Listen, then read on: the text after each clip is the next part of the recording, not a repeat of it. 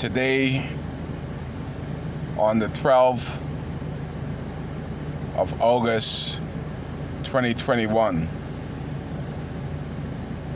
weeks before the second anniversary of Hurricane Dorian.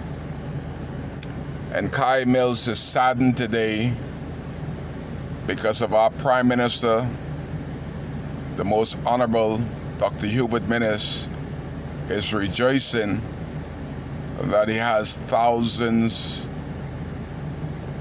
of vaccine that were given to the Bahamas by the United States government. I am saddened because they're rejoicing on giving us a vaccine that has not been approved by the Americans that has given it to us.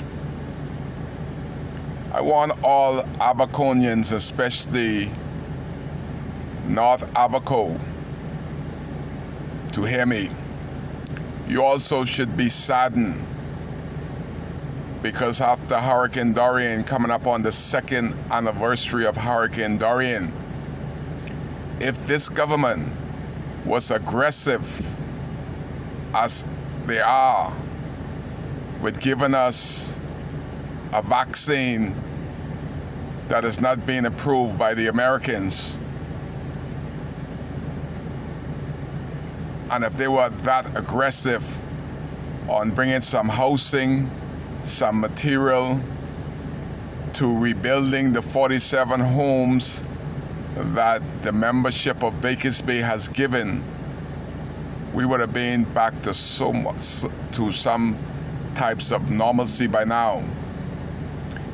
If this government was as aggressive as the NGOs that were here for 1 year, and some of them are still on the ground today, we would have been way back to some normalcy.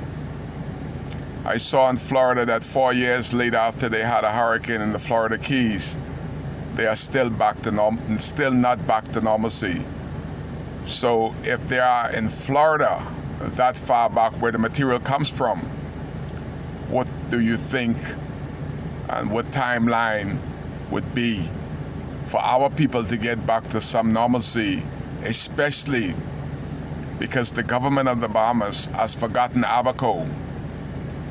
If they were aggressive on helping to rebuild the infrastructure in Green Turtle Key and to help the people that lost their homes in Green Turtle Key, if they were as aggressive as they are in trying to stick the people up with a trial vaccine, Green Turtle Key would have been back to some normalcy. If they were aggressive as they are with this vaccine in Guanakee, Manawa, Hopetown, boy, we would have been way back. Only thing that they are aggressively pursuing is to stick us up with some experimental vaccine. Want to use the Bahamas and the Bahamians as guinea pigs. If they were only this aggressive in trying to help the people that are in the domes to try to get back to their house in 2 years, if they was this aggressive towards the people that works for government that are in the trailer while the storm is approaching, we could feel it here in Abaco, we could see it. If they were as aggressive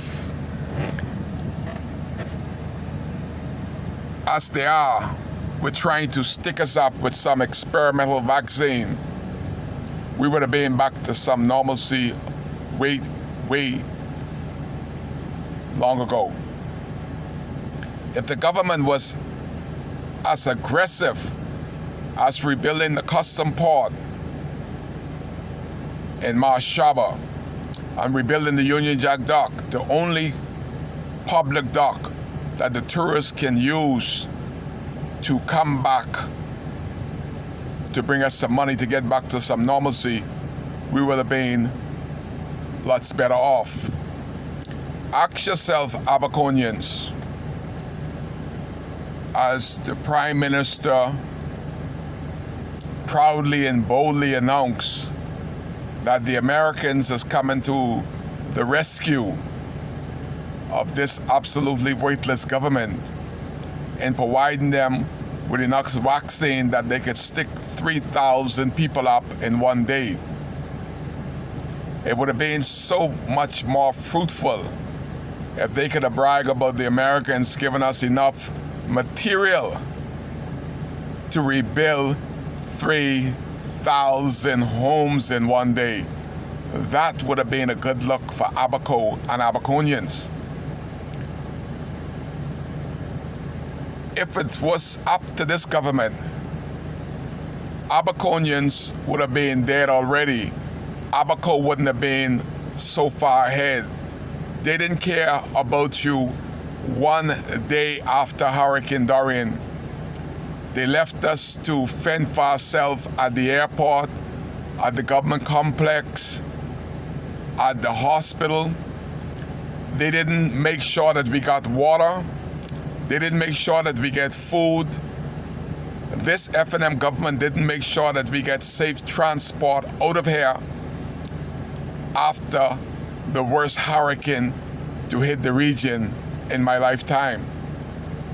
The only aggressiveness and aggression that I've seen from this government is trying to stick us with a trial vaccine and using the Bahamian populace as guinea pigs. You all saw the Prime Minister on his national address.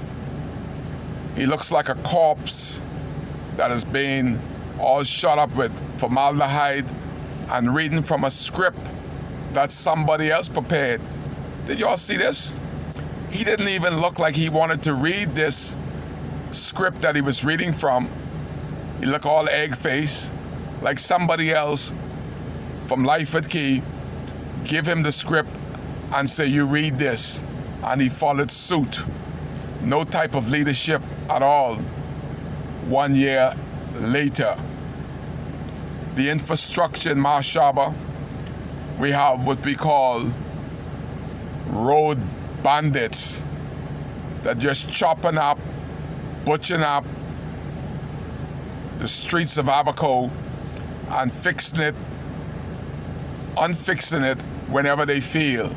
They have caused more heartaches than the hurricane itself. You see, the Hurricane Dorian only lasted 24 hours. These road butchers has been here 2 years. And the sad thing about them is that they're not from Abaco. So when they finish butchering up our roads and elsewhere, they're back to Nassau. We are stuck with it. No leadership, nothing of concern. But when the Prime Minister announced that he had the vaccine, my Member of Parliament, Darren Henfield, Minister of Foreign Affairs, and the rest of them, they act like little baby chimpanzees in the wild, just slamming uncontrollably hard as they can on the desk to their approval. Even the Prime Minister seemed to be irate because of the long slamming and acting like baby chimpanzees on the desk in a place that y'all say you're supposed to have some honor. 9 months, they refuse to bury our dead.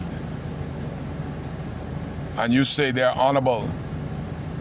Didn't even think about coming to have a decent memorial. The Prime Minister and the leader of the opposition, it was if this was some foreign country, never showed their face, never even give us the dignity of helping to identify our loved ones. buried in unmasked casket. And then, to add injury to insult, they disallowed the families to get close to the casket. They used the defense force and the police force to have that bridge between Darren Henfield and the people that elected him. He stood on the hill like Moses, looking down at the people that got him in this position. I just want to remind Abaconians, especially North Abaco, of that moment when you go to the polls, to remember who he is. Kai Mills put out some information that is damning, that our Member of Parliament was using the material that was meant for the victims of Hurricane Dorian, hiding this material over a year in Grace Baptist Church, and using the material to build his office. Starting an office, Front Street understand, without any work permit. Just like the Haitian that was in the bus, Darren Henfield followed suit and did the same, lawless. We still haven't heard from him on this damning truthful report. But Kai Mills will keep him honest and keep his feet to the fire, because he's FNM and he likes fire. Change ain't coming, Bahamas. Change is already here. All we need is the Prime Minister to set the date for Abaconians to go in mass numbers at the poll to rid us of this bad chapter called the FNM and Darren Henfield. Kai cares. That's why he's here. Change ain't coming. Change is already here. Ring the bell. Kai is ready. The people of Abaco, North Abaco, is fed up. Time for change. Ring the bell.